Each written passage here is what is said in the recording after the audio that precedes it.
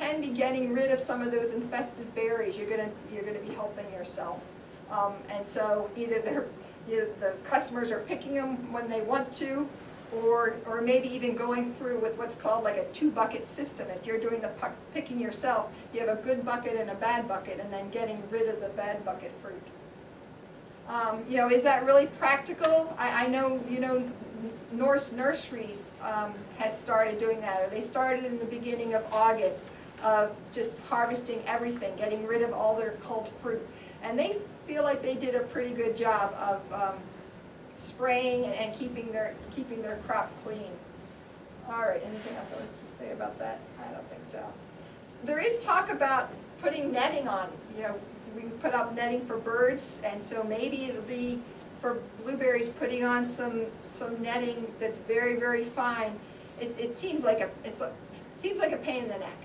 But netting is a pain in the neck, but it seems like more of a pain in the neck. And I don't know how you can really keep all the flies out of there. And once you have a few in there, I don't know. But somebody at the University of Arkansas is looking at this, and but it seems like it'll be expensive, and it's hard to, I don't know. I don't have high hopes for this. But if somebody wants to try it, you can tell us how it worked for you.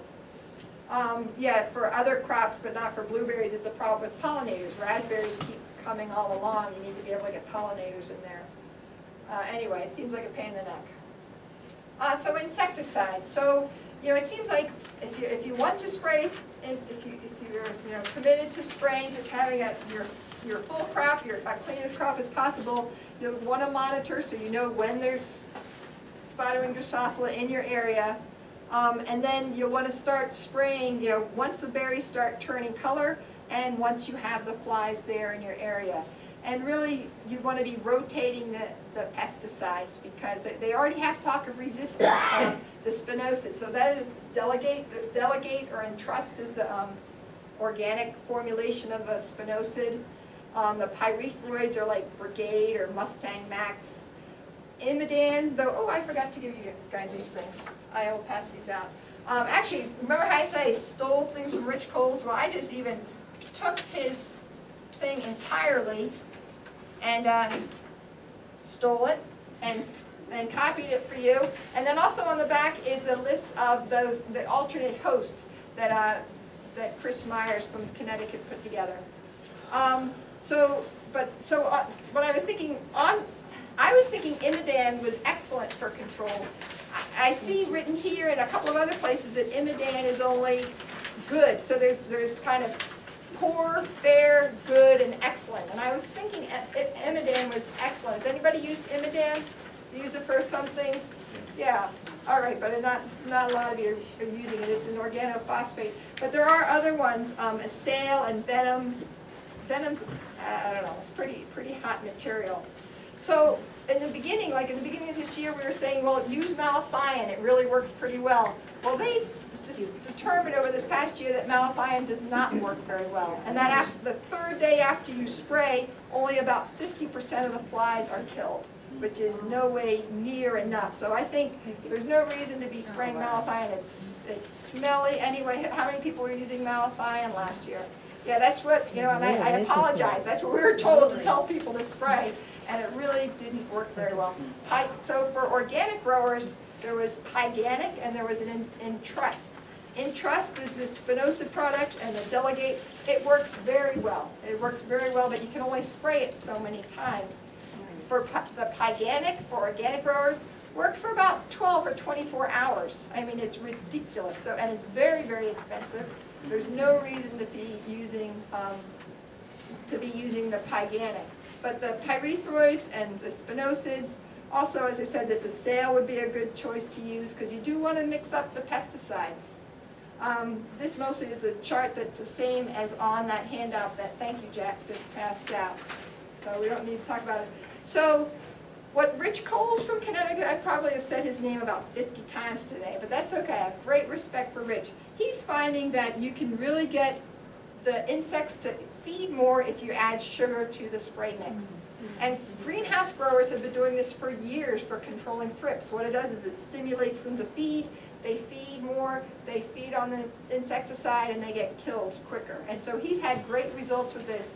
And I've really been encouraging growers to be mixing in sugar, and just like 1 teaspoon per gallon, not very much sugar. It's not enough to cause, like, you know, other molds to grow. It really doesn't seem to be causing any kind of a problem at all. So I really think each time you spray, you should be adding some sugar. If you know, saying 2 pounds per 100 gallons, you can do the arithmetic to figure out just how much you would put into yours. But really getting good results with adding the sugar. Wouldn't it cause more flies? That Well, way too? it's Not a enough? very low concentration. You think of 1 teaspoon of sugar in a gallon of water. It's really, Yeah, but if you're talking 50 gallons that you put out on one spraying, right? then that's a pound of sugar. That's a And pound of sugar. It's still, it's a still low not enough? concentration. It's enough to, so what happens is the fly lands on something and it senses the sugar in its feet, and it immediately has to feed. It's a reaction. It's an instinct. Where it's not enough that most things would notice it, and there's not many insects that would even notice it. Like, I don't even think butterflies, because the butterflies will have a similar response, but this concentration is so low that they're not even going to notice it, I don't think. But these fruit flies do, and it really doesn't seem to be causing a problem. Quite a few Rhode Island growers, somebody had mentioned that they had tried adding the sugar, and it really doesn't seem to be causing any kind of a problem. So, but it is helping the insects feed more so that they ingest more pesticide and get killed quicker. So that's really what the object is, so that they're laying fewer eggs. Okay, so Norse Nurseries also, I had talked with Nate quite a bit. You know, Nate Norse from Norse Nurseries, tongue twister there.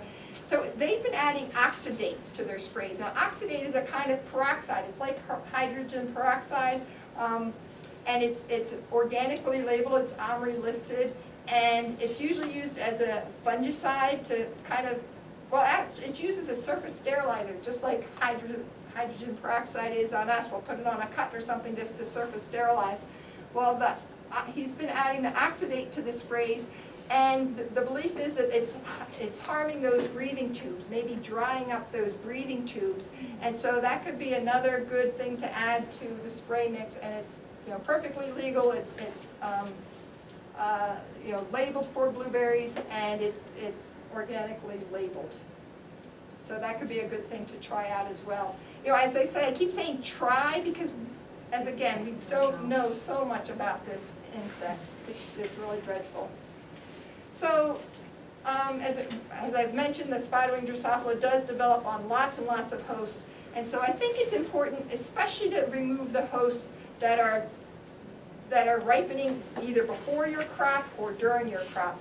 Once it gets late in the season, when there's just 3 trillion zillion flying around, I'm not sure how much it helps to get rid of the autumn olive that's in your yard, but especially, you know, especially like the bush honeysuckle that I was mentioning, these that are ripening in July, anything that you're seeing that's a ripe berry, you know, that's a colorful berry in your property, you're probably going to want to get rid of that. So, and Pat had asked me about talking about control a little bit. Any of these woody plants, you want to go in and cut them out, and you can treat like the stubs with Roundup or something like that you can paint them right on. And you can do this any time of the year except when the ground is frozen. So even now you can go through and cut out the honeysuckle and treat the trunks and do a pretty good job controlling them. The honeysuckles have a very weak root system, and so really you can, a lot of these, especially small ones, you can just sort of pull right up. They come up quite easily. Again, the autumn olive is similar as far as you could cut it all down and treat the stumps with a Roundup solution. Do you think it would kill them the first time? I got some pretty mature autumn olive taken over, and you know, they have all the different little shoots, and we spent hours going out with the paintbrush with Roundup. Once after you prune them or not? Just this fall. Okay. So done, you know. Well, you'll need to check. Like September, and so good. I just, because I'm figuring they're bringing it down to the roots now Right, this exactly. time of the year. But it's a pain, so I'm like, oh, is this gonna be like a 4-year cycle to really it might be a plant. 2-year cycle, I don't think it'll be that Okay. long, I don't think so. But I would, look at them next spring, and if the shoots, if they're reshooting and they're up about that tall, you could spray them then Okay. with a herbicide Okay. and try and get rid of them again. The pokeweed is it's a perennial, but it'll grow up tall but then die all the way back. The best time usually to treat these perennials, things like this, is late August, early September, when they are, just as Pam mentioned, pulling nutrients down to their roots. So for this year, it's a little bit late, like mostly they've been killed off by frost. And you could go in next spring and